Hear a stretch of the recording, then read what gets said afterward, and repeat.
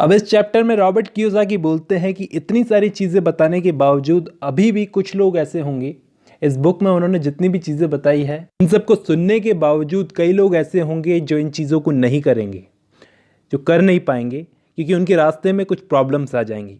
ये प्रॉब्लम्स किस किस टाइप की होती है, जैसे कि डर होगी कि हम कैसे करेंगे, सनकीपना, आलस, बुरी आदतें और ज़िद। इन सब रीजंस की वजह से, इन सब प्रॉब्लम्स की वजह से वो कर नहीं पाएंगे। एक एक करके इन प्रॉब्लम्स को डिस्कस करते हैं, क्या पता रॉबर्ट कियोसाकी कुछ सॉल्यूशन भी बता दें। शुरू करते हैं। सबसे पहला कारण है डर। सबसे पहली प्रॉब्लम है डर। डर किस बात का? कि हम लोग पैसा लगाएंगे और पैसा हमारा डूब जाएगा। तो इस मामले में रॉबर्ट कियोसाकी बोलते हैं कि आज तक मैं एक ऐसे इंसान से नहीं मिला जिसको पैसा खोना अच्छा लगता हो। मतलब जो लोग लगाते हैं उनको भी अच्छा नहीं लगता, कितना भी करोड़पति आदमी हो उसको अपना पैसा खोना अच्छा नहीं लगता। लेकिन इसी के साथ आज तक एक भी ऐसे अमीर आदमी से मैं नहीं मिला जिसको पैसे का नुकसान ना हुआ हो। लेकिन ऐसे बहुत सारे गरीब लोगों से ज़रूर मिला हूं जिन्होंने आज तक अपनी ज़िंदगी में एक पैसा तक नहीं खोया। इन्वेस्ट करने में डर तो है, अमीर आदमी को भी होता है, लेकिन वो क्या करते हैं, उनकी समझदारी इस बात में है कि पैसा खोने के बाद वो खुद को संभाल लेते हैं। और ये संभालना सबकी बस की बात नहीं होती। पैसा खो जाना इतनी बड़ी बात नहीं है, खुद को संभालना बहुत बड़ी बात है, जो सबसे नहीं हो पाता। मेरे दोस्त की एक वाइफ है, रॉबर्ट कियोसाकी बताते हैं, मेरे दोस्त की एक वाइफ है, एक नर्स है। वो जब भी अपने सामने खून देखती है, उसकी ऐसी आदत है कि जल्दी से वो काम में लग जाती है उसको ठीक करने के लिए। लेकिन अगर मैं उसके सामने इन्वेस्टमेंट की बात करूँगा ना तो वो भाग जाएगी। अब बताओ, मेरा थोड़ा उल्टा सिस्टम है। मैं इन्वेस्टमेंट से नहीं डरता, मैं खून देखता हूँ तो मैं भागता नहीं हूँ, मैं वहीं बेहोश हो जाता हूँ। ऐसी बुरी हालत होती है खून देख कर मेरी। मतलब हर किसी का किसी ना किसी चीज़ को लेकर फोबिया है। फोबिया मतलब एक किसी चीज़ से डर, बहुत ज़्यादा डर। किसी को सांप देखने से डर लगता है, किसी को खून देखने से डर लगता है, किसी को इन्वेस्टमेंट से डर लगता है। इन्वेस्टमेंट से जो डर लगता है ना, ये बनाया जाता है। ये कोई फोबिया वैसे नहीं होता, अंदर से नहीं आता, ये बनाया जाता है। लेकिन अमीर डैडी इसका एक सॉल्यूशन बताते थे। अब तक अमीर डैडी के लिए बहुत रिस्पेक्ट आ गई होगी मन में। अमीर डैडी एक बहुत ही अच्छा सॉल्यूशन बताते थे कि डर का एक इलाज है, इस फोबिया का एक इलाज है, उसको फेस करो। अब ये बात थोड़ी बचकानी सी लगती है कि भाई डर लगता है तो कैसे फेस करें, अगर फेस ही कर सकते तो फिर डरते क्यों। लेकिन फेस करना ही सबसे अच्छा सॉल्यूशन है। कम उम्र में फेस करने की आदत डालो, क्योंकि टाइम के साथ ये बड़ा होता जाता है।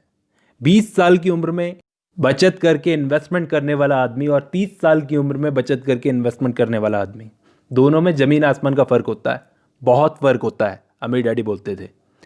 इस मामले में अमीर डैडी टेक्सास के लोगों का उदाहरण देते थे। वो टेक्सास के लोगों को बहुत पसंद करते थे एक्चुअली। पता है उसका रीज़न क्या था? ये टेक्सास के लोग जो थे, ये जब जीतते थे, किसी चीज़ में जीतते थे तो एक बड़े लेवल पर सेलिब्रेट करते थे, और जब हारते थे तो भी बड़े लेवल पर सेलिब्रेट करते थे। कि इनकी जीत अगर बड़ी हो तो हार भी बहुत बड़ी होनी चाहिए, कि हार हो तो ऐसी हो। तो वहाँ पे जब लोग हारते थे तो बड़े लेवल पर डंके बजा बजा के सेलिब्रेट करते थे कि मैं हारा नहीं, मैं सीखा हूँ। तो हार हो तो ऐसी हो, बड़े लेवल की हो। टेक्सास के लोग बड़े पसंद थे अमीर डैडी को। लेकिन यहाँ के लोगों के लिए वो बोलते थे कि कभी कॉकरोच देखा है? कॉकरोच, उसके ऊपर लाइट डालोगे तो वो इधर उधर भागने लगेगा घबरा के। ऐसे ही है यहाँ के लोग, जब उनको लाइट दिखाई जाती है, लाइट में ले जाया जाता है तो वो डर के इधर उधर भागते हैं। और ये लोग अपना जोश और एनर्जी कहाँ दिखाते हैं? जब ये लोग कोई सामान लेने जाते हैं, वहाँ पर सामान में इनकी चवन्नी कम हो गई तो वहाँ पर चिल्लाकर अपना जोश दिखाते हैं। जबकि टेक्सास के लोग बड़े लेवल पर जब दिवालियाँ होते हैं तो बहुत तारीफ की जाती है उन लोगों की। जबकि यहाँ पर लोगों को सेफ खेलना है, एकदम सेफ। यहाँ के लोगों को बस एक छोटी सी बात समझ में नहीं आती कि जीत हमेशा हार के बाद आती है। मैं आज तक एक ऐसे गोल्फ खेलने वाले से नहीं मिला जिसने कभी अपनी ज़िंदगी में एक बॉल ना खोई हो। आज तक किसी एक लवर से नहीं मिला जिसका दिल ना टूटा हो। और आज तक ऐसे अमीर आदमी से मैं नहीं मिला जिसने अपनी ज़िंदगी में पैसा नहीं खोया हो। खेलते हैं तो कभी जीत मिलती है तो कभी हार भी मिलती है। तो हार को एक्सेप्ट करो, उससे सीखो। सेफ खेलकर चांसेस कम हो जाते हैं कुछ बनने के लिए। अब ऐसे में यही बात हो गई कि हर इंसान स्वर्ग जरूर जाना चाहता है, लेकिन मरना कोई नहीं चाहता।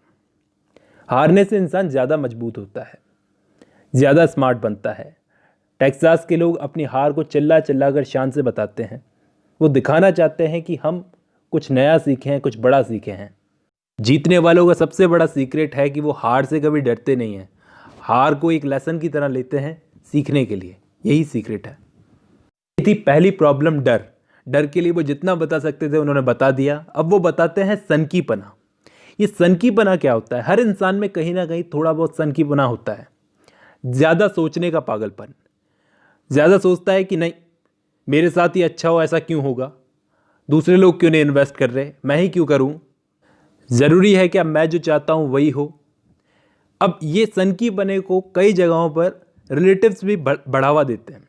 रिलेटिव्स की सलाह चाहे मांगे चाहे नहीं मांगे, ये लोग डर बैठा देते हैं मन में।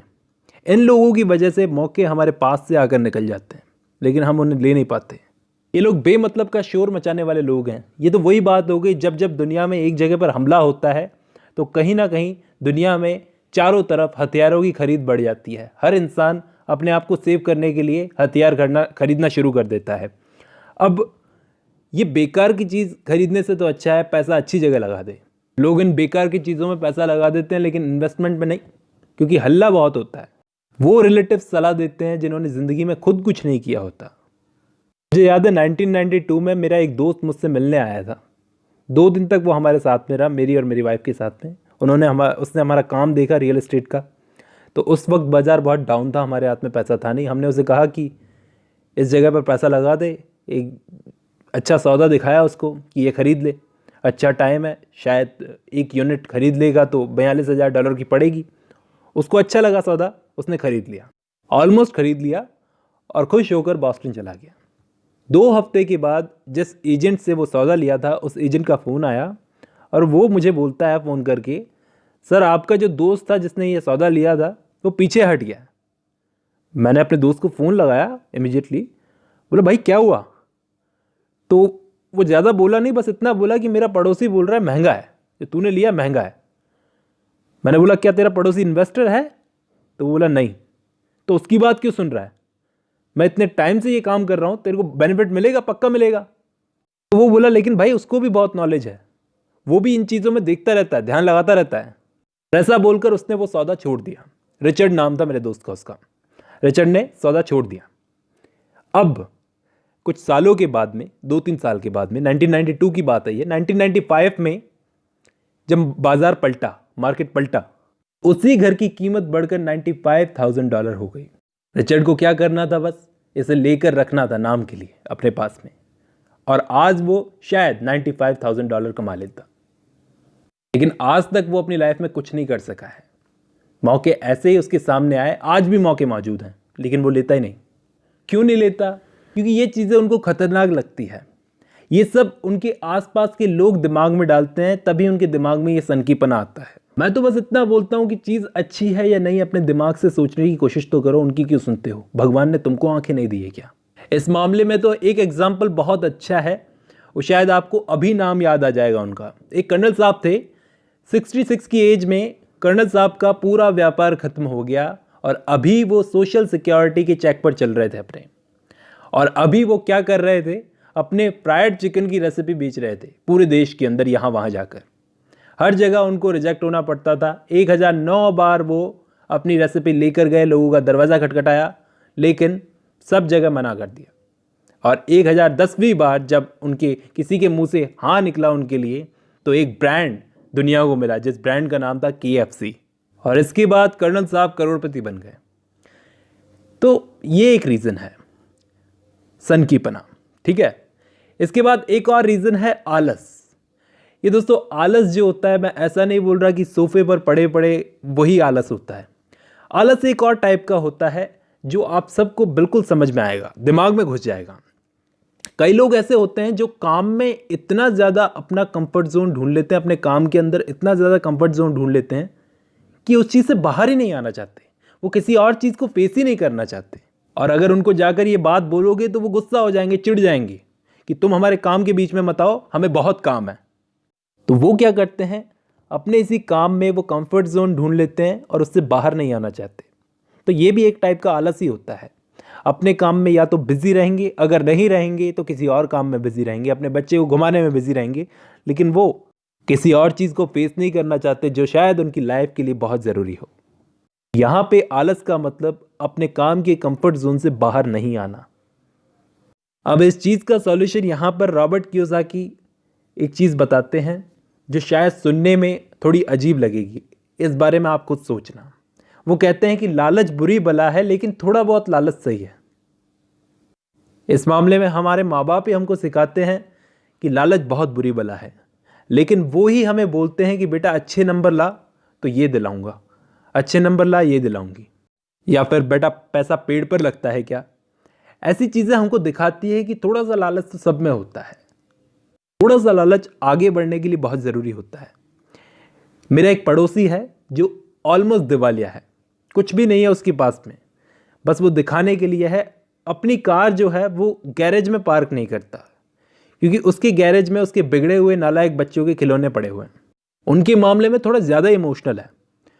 वो बोलता है मुझे कुछ भी हो जाए, लेकिन इनको कोई कमी नहीं होनी चाहिए। बच्चों के बोलने से पहले ही खिलौने उनके सामने आ जाते हैं, जो वो चाहते हैं, जो मुंह से निकालते हैं। और बोलता था ये सब मैं अपने बच्चों के लिए कर रहा हूँ। तो वो क्या करता था, अपने बच्चों को एक टाइप से आलसी बनाता था। मेरे अम्मी डैडी क्या करते थे, मुझे और माइक को, खास करके माइक को, माइक उनका बेटा था, तो वो खुद से कुछ नहीं देते थे। वो बोलते थे बेटा खुद सोच कि कैसे खरीदेगा, खुद सोच ये चीज़ कैसे खरीदेगा, क्योंकि वो जानते थे कि इंसान की आत्मा उससे कुछ भी करवा सकती है, उसे कुछ भी दिला सकती है, बस एक अंदर पाने की इच्छा होनी चाहिए। शायद यही वजह थी कि हम लोगों ने अपने कॉलेजेस की फ़ीस खुद से ही भरी थी। थोड़ा लालच ज़रूरी है, सब में ज़रूरी है, ज़रूरी है। सोचो नए नए इन्वेंशन थोड़े से लालच की वजह से ही होते हैं।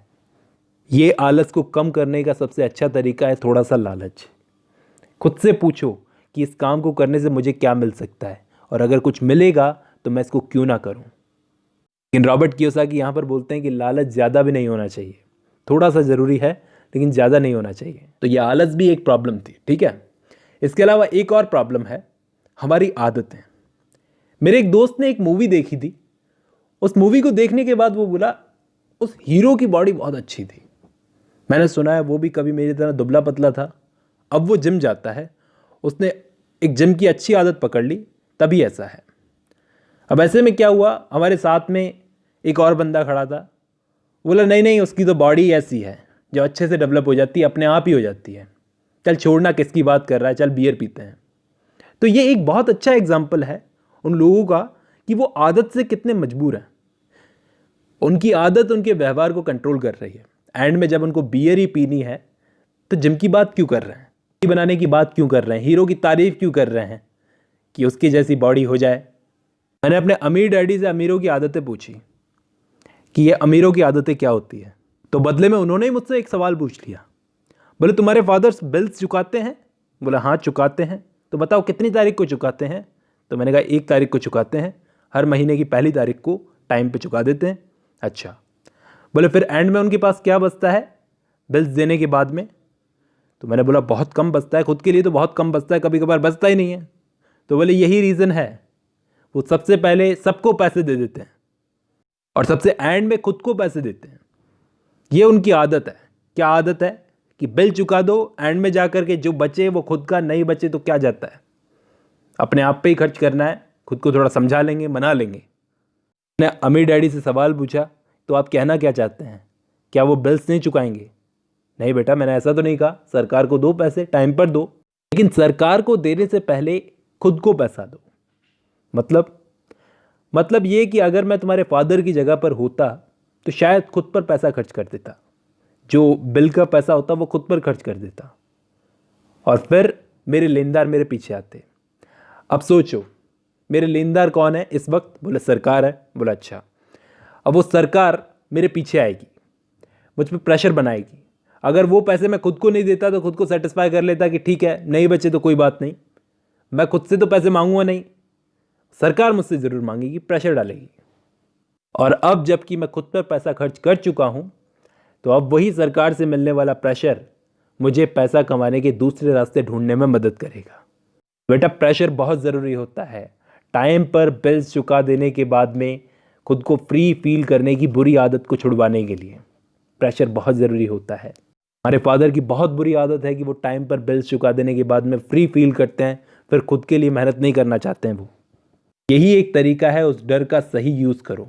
मुझे बड़ा सही लगा उनका तरीका कि लेनदारों का डर इंसान से क्या क्या नहीं करवा सकता उसको मजबूत बनाने के लिए।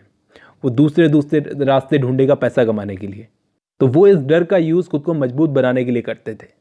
कहने का यही मतलब है कि खुद की पहले सोचो, खुद को पैसा पहले दो, आखिर में बचा कुचा जो खुद के लिए बचे उसमें एडजस्ट मत करो। पैसे के मामले में अपनी आदतें मत बिगाड़ो कि पहले बिल चुका दिए उसके बाद में जो बचे वो खुद पे खर्च करेंगे, तो खुद के साथ अन्याय हुआ ना ये तो। अब इसके बाद एक लास्ट प्रॉब्लम रॉबर्ट कियोसाकी ने और बताई है, वो है जिद। जिद घमंड से ही बनती है। घमंड का ही एक रूप है जिद, कि मैं जो जानता हूं उसी से पैसा आता है। ये एक जिद है। और अक्सर रॉबर्ट कियोसाकी बोलते हैं कि अक्सर मैंने लोगों को इस जिद की आड़ में अपनी बेवकूफ़ी को छुपाते हुए देखा है। जिद इंसान तभी करता है जब उसको नॉलेज नहीं होती। अगर उसको नॉलेज नहीं है तो यहाँ पर वो सलाह देते हैं कि नॉलेज लो, एक्सपर्ट लोगों से ले लो या फिर बुक्स पढ़ लो, छोटे थोड़ी हो जाओगे। तो आज के चैप्टर में बस इतना ही, बाकी का नेक्स्ट चैप्टर में।